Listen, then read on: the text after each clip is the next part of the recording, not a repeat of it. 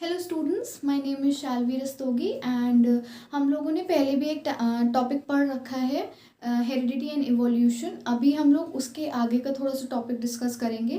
तो उसके आगे हम लोगों को बहुत सारी चीज़ें पढ़नी है। बेसिकली इस टॉपिक में हम लोग मेंडल एक्सपेरिमेंट पढ़ेंगे। जॉर्ज मेंडल ने एक्सपेरिमेंट्स करे थे प्लांट्स पे और डिफरेंट स्पीशीज़ पे, तो उनके एक्सपेरिमेंट पढ़ेंगे। पर उन चीज़ों को पढ़ने से पहले, उन एक्सपेरिमेंट्स को पढ़ने से पहले हमें इनमें कुछ टर्म्स जो हैं वो बहुत कॉमन टर्म्स हैं, उसको जानने की ज़रूरत है। तो वो टर्म्स क्या है, एज यू कैन सी मैंने यहाँ पे ऑलरेडी लिखे हुए हैं। सबसे पहले है chromosome, then gene, dominant gene, recessive gene, genotype, phenotype, F1 generation and F2 generation. तो ये स्टूडेंट्स ये है क्या, ये कुछ ऐसे टर्म्स हैं जिसको हमें बहुत ही आराम से और बहुत ही समझ करके इसको पढ़ना पड़ेगा, बिकॉज ये पूरे चैप्टर में भरे पड़े हैं। ये जो टर्म्स हैं, क्रोमोसोम, जीन, डोमिनेंट जीन क्या होता है, रिसेसिव जीन क्या होता है, या जीनोटाइप, फिनोटाइप, ये सब क्या होता है हम लोगों को इसमें पढ़ना है। तो सबसे पहले हम पढ़ेंगे इसमें कि क्रोमोसोम क्या होता है। Now as you can see the chromosome is a thread like structure. Thread like structure होता है एक chromosome in the nucleus.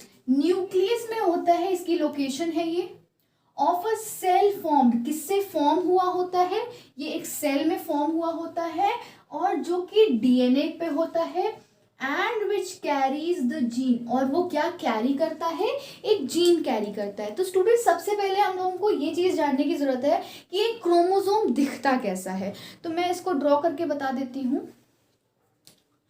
Gene या क्रोमोसोम कुछ इस तरीके का दिखता है।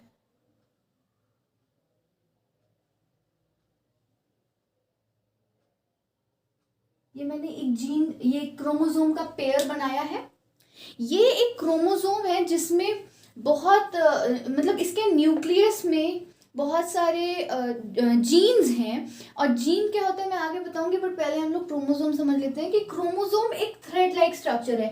As you can see here, these are the threads, thread like structure, and in the nucleus of a cell formed of a DNA and which carries the gene. Here itself the chromosome is carrying genes in it. So what is a gene?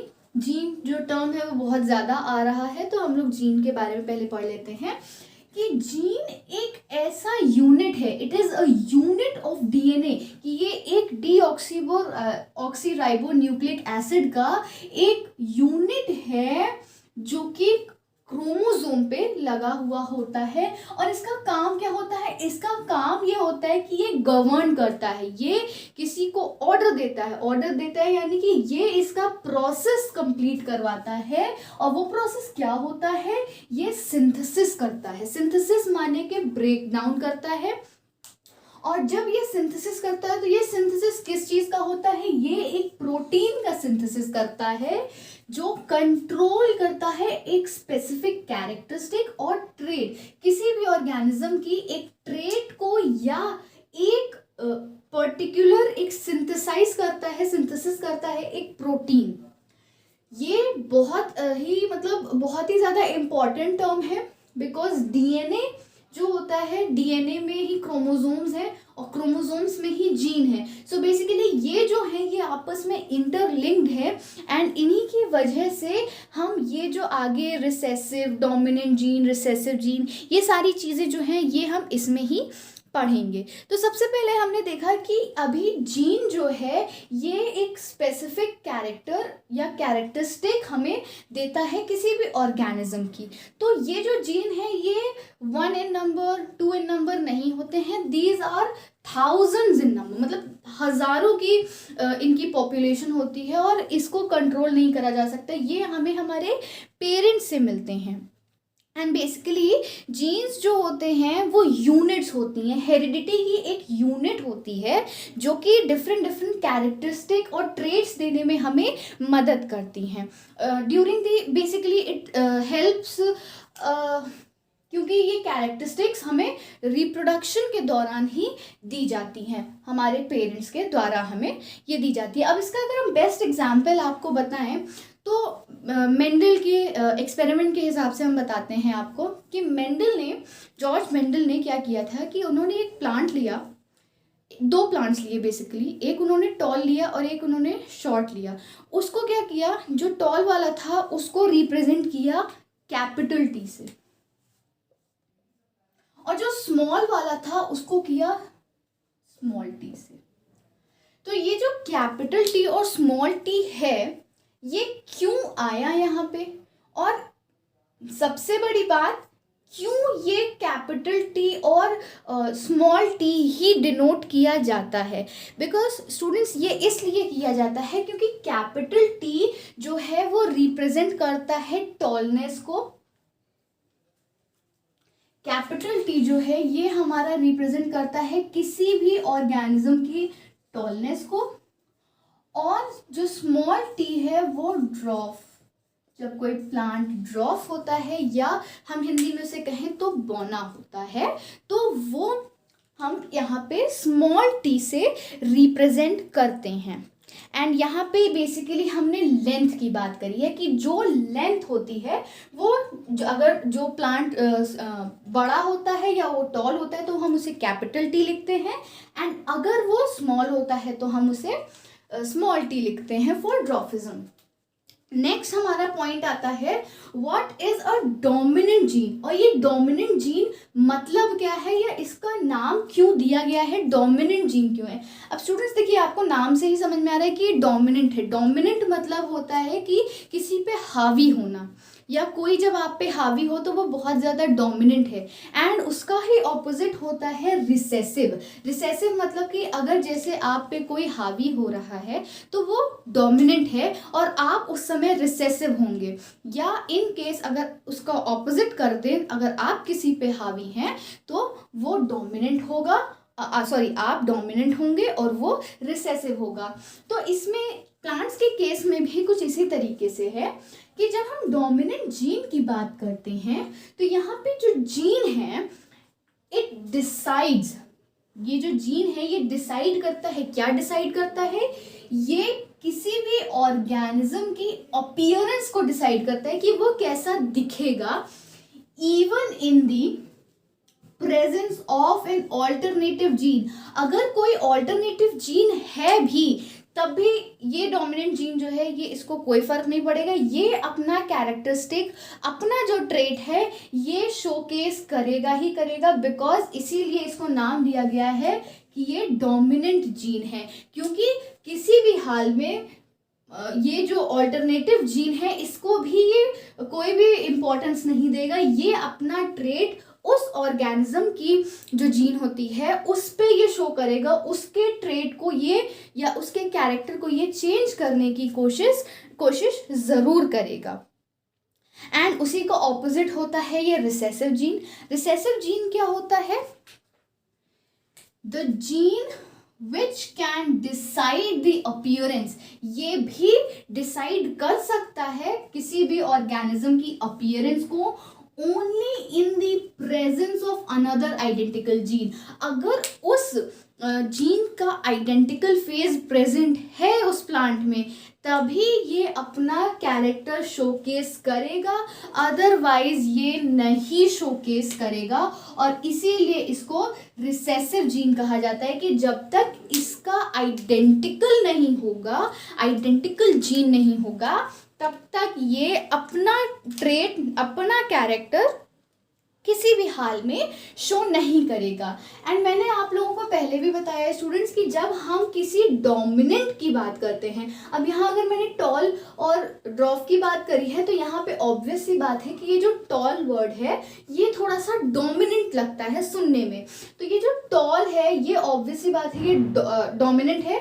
तो हम हमेशा, इसका एक rule भी है, इनके rules क्या होते हैं कि जो डोमिनेंट होता है उसको हम हमेशा कैपिटल से लिखते हैं। अब जैसे मैंने यहाँ पे कैपिटल टी लिखा तो दैट, अगर मैंने यहाँ कैपिटल टी लिखा दैट मीन्स ये डोमिनेंट है, और अगर मैंने यहाँ पे रिसेसिव में लिखा तो ये स्मॉल है। क्यों?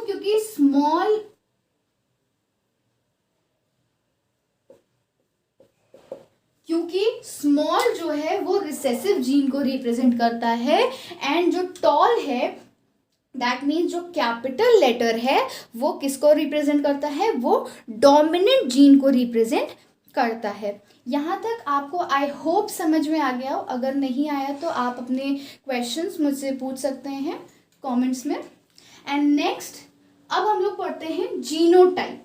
What is a genotype? Genotype हमें नाम से ही समझ में आ रहा है कि it is related to genes. It is completely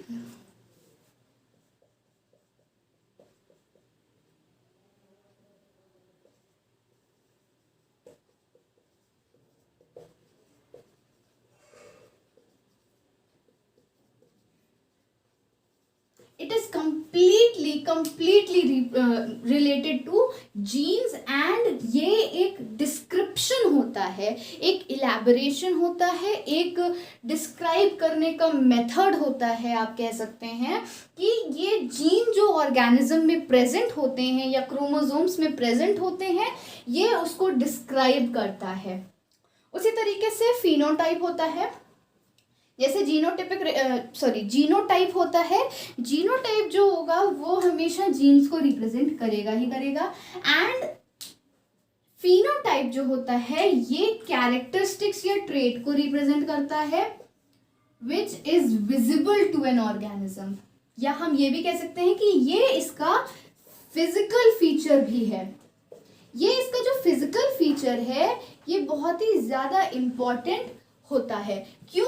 क्योंकि अगर आप किसी ऑर्गेनिज्म को देखेंगे तो आप सबसे पहले उसका फिजिकल फीचर देख करके ही उसको आइडेंटिफाई करेंगे, एंड देन ही आप जब उस पर एक्सपेरिमेंट्स करेंगे तब आप उसका जीनोटाइप जान पाएंगे, एंड फिर उसके बाद उसका रेशियो जान पाएंगे, एंड आप फर्दर उसी के हिसाब से मूव करेंगे। तो एक तरह से कह सकते हैं कि फिनोटाइप जो होता है एक फिजिकल फीचर होता है या कैरेक्टरिस्टिक होती है या एक ट्रेट होता है which is very visible in an organism, कि किसी भी ऑर्गेनिज्म पे ये विजिबल होता है और कोई भी इसको आसानी से डिटेक्ट कर सकता है। As I have already told you, जब हम लोगों ने स्टार्ट किया था कि मैंने क्रोमोसोम बताया था कि क्रोमोसोम जो होता है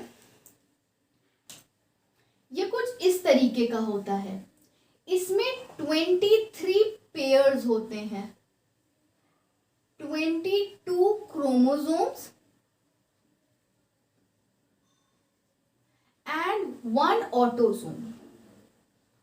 अब ये क्रोमोसोम क्या होता है, ऑटोसोम क्या होता है, तो हम इतना बस बताएंगे आपको कि आई होप आपने ये पहले भी पढ़ा होगा। अगर नहीं पढ़ा है तो मैं आपको बता देती हूँ कि क्रोमोसोम यही होता है, ये जो स्ट्रैंड होते हैं, 2 थ्रेड लाइक स्ट्रक्चर्स, इनको पेयर में अगर करेंगे तो 23 होते हैं, एंड उसमें से 22 क्रोमोसोम्स होते हैं, और एक ऑटोसोम जो होता है वो एक्स और वाई होता है, जिसमें एक्स जो होता है वो फीमेल होती है और वाई जो होता है वो मेल होता है, तो उसको ऑटोसोम कहते हैं। बाकी के जो होते हैं या तो एक्स एक्स होते हैं या एक्स एक्स होते हैं, जिसमें फीमेल के चांसेस होते हैं। ये क्रोमोसोम की थोड़ी सी थ्योरी थी, मैं आपको उधर क्रोमोसोम में बताना भूल गई थी, तो मैं आपको अभी बता रही हूँ। Then F1 generation and F2 generation आती है।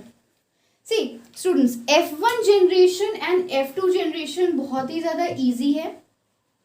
जिस तरीके से फिनोटाइप और जीनोटाइप बहुत ही ज़्यादा ईजी थे, उसी तरीके से ये F1 जनरेशन भी बहुत ही ईजी है, F2 जनरेशन भी बहुत ही ज़्यादा ईजी है। इनमें क्या होता है, फर्स्ट मैं आपको F1 जनरेशन बताऊंगी। सी सबसे पहले अगर हम बात करें, when 2 parents male and female cross और breed, cross means when x and xy को जब हम क्रॉस करते हैं, जो कि हम आगे पढ़ेंगे, जब हम इनको क्रॉस करते हैं तो ये प्रोड्यूस होते हैं, रिप्रोड्यूस करते हैं, एंड ये प्रोजेनी बनाते हैं। And what is a progeny? Progeny means offspring बनाते हैं। When they reproduce they give birth to baby, mainly जो फीमेल होती है वो बेबी को जब जन्म देती है, that is known as the progeny और द ऑफस्प्रिंग एंड उनके जो प्रोजनी होती हैं that means the first baby and it is called the first filial generation, मतलब कि first filial generation. Just say मैं आपको बता देती हूँ, एफ मतलब फीलियल और एफ के नीचे जो 1 लगा होता है इसीलिए हम उसको फर्स्ट बोलते हैं। ठीक है स्टूडेंट्स, इसीलिए इसको F1 जनरेशन बोलते हैं, क्योंकि इसका फुल अगर फॉर्म अगर हम आपको दिखाएं तो ये होता है फर्स्ट फीलियल जनरेशन और फर्स्ट जनरेशन। तो इसमें जो होता है, इसमें बेसिकली हम देखते हैं कि जब आपके पेरेंट्स क्रॉस या ब्रीड करते हैं टू प्रोड्यूस अ प्रोजेनी और एन ऑफस्प्रिंग, तब जो बेबी प्रोड्यूस होता है या जो बेबी रिप्रोड्यूस होते हैं वो एक फर्स्ट जनरेशन होगी। अगर मैं आपको बहुत ही सिंपल टर्म में बताऊं तो आपके पेरेंट्स ने आपको जब बॉर्न किया तो आप उनकी फर्स्ट जनरेशन हैं। जब आपके आगे जो जनरेशन आएगी that will be the F2 generation, मतलब कि फर्स्ट जनरेशन की जो प्रोजनी से क्रॉस होने पे जो हमें मिलते हैं ऑफस्प्रिंग्स, उनको हम सेकेंड जनरेशन में इंक्लूड करते हैं या सेकेंड प्रोजनी में इंक्लूड करते हैं। Okay, and that is known as the second filial generation और F2 generation। so ये यहाँ तक आई होप आपको समझ में आ गया हो।